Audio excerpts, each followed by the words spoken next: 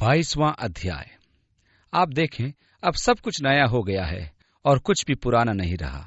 और लिखा है, उसने मुझे एक नदी दिखाई, जीवन के जल की एक नदी, बिल्लौर की सी झलकती हुई, जो परमेश्वर और मेमने के सिंहासन से निकलकर उस नगर की सड़क के बीचों बीच बहती थी।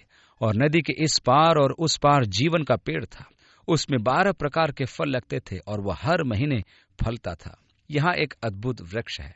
हमारे यहाँ जो उत्पत्ति के समय के वृक्ष हैं, हम उनके साथ छेड़खानी करते और उनसे विभिन्न प्रकार की नस्लें बना लेते हैं।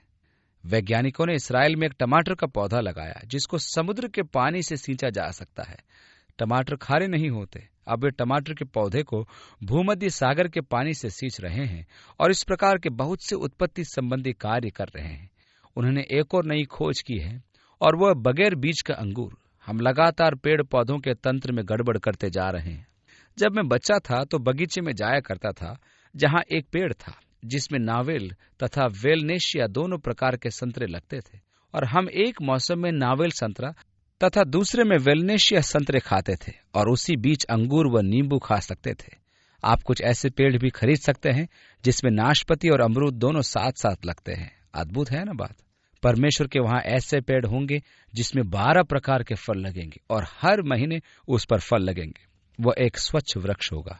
मुझे तो ऐसा फल अनोखा लगेगा। मैं देखूंगा यदि मेरे आंगन में ऐसा वृक्ष लग सके या नहीं।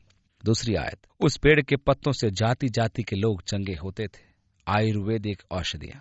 और फिर शाप न होगा। आपको याद होगा, पृथ्वी पाप के कारण शापित थी। भूमि शापित होगी तथा झाई और उठकारे उगाएगी। मनुष्य शापित होगा और उससे अपने पसीने की रोटी खानी होगी। लेकिन यहाँ लिखा है, और परमेश्वर और मेमने का सिंहासन उस नगर में होगा और उसके दास उसकी सेवा करेंगे और उसका मुंह देखेंगे। यीशु ने मत्ती 5:8 में कहा, धन्य हैं वे जो मन के शुद्ध हैं, क्योंकि वे परमेश्वर को देखेंगे। और उसका नाम उनके माथों पर लिखा होगा। और फिर रात न होगी और उन्हें दीपक और सूर्य के उजाले का प्रयोजन न होगा, क्योंकि प्रभु परमेश्वर उन्हें उजाला देगा और वे युगानुयुग राज्य करेंगे। आगे लिखा है, तभी तो उसने मुझसे कहा, ये बातें विश्वास के योग्य और सत्य है। ये क्यों कहा? क्योंकि विश्वास करना कठिन है ना, इसलिए तो कहा ये बातें विश्वास योग्य और सच्ची हैं। ये बातें इतनी अच्छी हैं कि असंभव लगती हैं। इसलिए प्रभु बताता है कि ये विश्वास करने योग्य बातें हैं। 6 आयत, और प्रभु ने जो भविष्यद्वक्ताओं की आत्माओं का परमेश्वर है, अपने स्वर्गदूत को इसलिए भेजा कि अपने दासों को वे बातें जिसका शीघ्र होना अवश्य है दिखाए। देख, मैं शीघ्र आने वाला हूँ। धन्य है वे जो इस पुस्तक की भविष्यवाणी की बातें मानता है। अब प्रभु यूहन्ना से बातें करता है। देख, मैं शीघ्र आने वाला हूँ। धन्य है वे जो इस पुस्तक की भविष्यवाणी की बातें मानता है। मैं वही यूहन्ना हूँ जो ये बातें सुनता व देखता था। और जब मैंने सुना और देखा, तो जो स्वर्गदूत मुझे ये बातें दिखाता था, मैं उसके पांव पर दंडवत करने के लिए गिर पड़ा। कुछ देर पहले भी उसने ऐसा ही किया था और स्वर्गदूत ने उससे कहा था, ऐसा मत कर। परंतु यूहन्ना फिर भावुक हो गया और उसके पैरों पर गिरकर दंडवत करता है। और उसने मुझसे कहा, देख, ऐसा मत कर, क्योंकि मैं तेरा और तेरे भाई भविष्यद्वक्ताओं और इस पुस्तक की बातों के मानने वालों का संगी दासी हूँ। परमेश्वर ही को दंडवत कर। यहाँ यूहन्ना ने फिर वही गलती की जो मनुष्य करता है कि वह कई बार परमेश्वर के साधनों की उपासना करता है। ऐसा मत कर, परमेश्वर को ही दंडवत कर। फिर उसने मुझसे कहा, इन भविष्यवाणी की पुस्तक की बातों को बंद मत कर, क्योंकि समय निकट है। आपको याद है, जब परमेश्वर ने दानियल से बातें की तो कहा, इन बातों को मुहर बंद कर और मत लिख, क्योंकि वे अंत समय के लिए हैं। अंत के दिनों में ज्ञान बढ़ जाएगा, तो उन्हें मुहर बंद कर दे। एक समय आएगा कि उन्हें समझ जाएगा कि वे तेरे लिए नहीं हैं। यूहन्ना से उसने कहा, समय निकट है।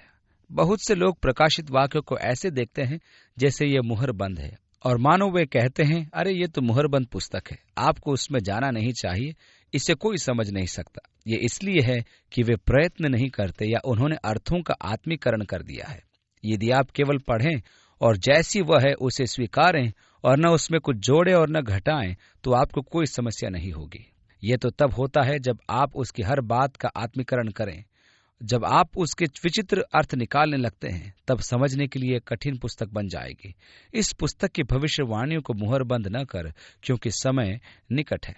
11वीं आयत, जो अन्याय करता है अन्याय ही करता रहे, और जो मलिन है वो मलिन ही बना रहे, और जो धर्मी है धर्मी बना रहे, और जो पवित्र है पवित्र बना रहे। देख, मैं शीघ्र आने वाला हूँ, और हर एक के काम के अनुसार बदला देने के लिए प्रतिफल मेरे पास है। अब परमेश्वर के संतान होने के नाते मुझे मेरे पापों के अनुसार दंड नहीं मिलेगा, क्योंकि यीशु मसीह ने अपने लहू से मुझे ढांप दिया।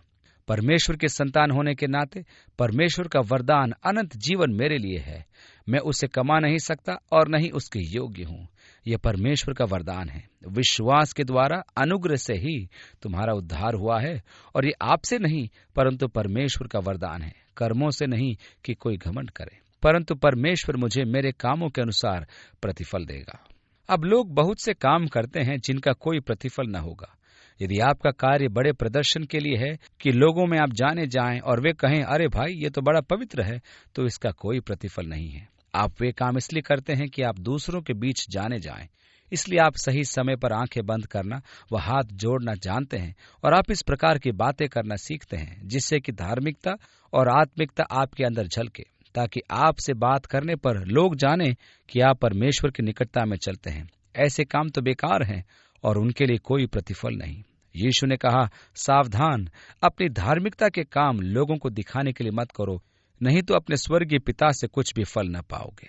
हमें उन कार्यों के अनुसार प्रतिफल मिलेगा जिनके पीछे हमारा उद्देश्य सही था। यीशु ने कहा, यदि हम अपने काम लोगों को दिखाने के लिए करते हैं तो हम अपना प्रतिफल पा चुके। सावधान रहें, सचमुच खतरा है, बहुत खतरा। तो मैं शीघ्र आने वाला हूँ, प्रतिफल मेरे पास है, और हर व्यक्ति को उसके कार्यों के अनुसार प्रतिफल दूंगा। सावधान रहें, सचमुच खतरा है, चतुर खतरा। आपको याद है कि वह जिसको 5 तोड़े मिले थे, उसने उन्हें लाकर कहा, प्रभु तूने 5 दिए थे, मैंने उनके 10 बना लिए। शाबाश, मैं तुझे 10 नगरों का अधिकारी बनाऊंगा। अपने स्वामी के आनंद में प्रवेश कर।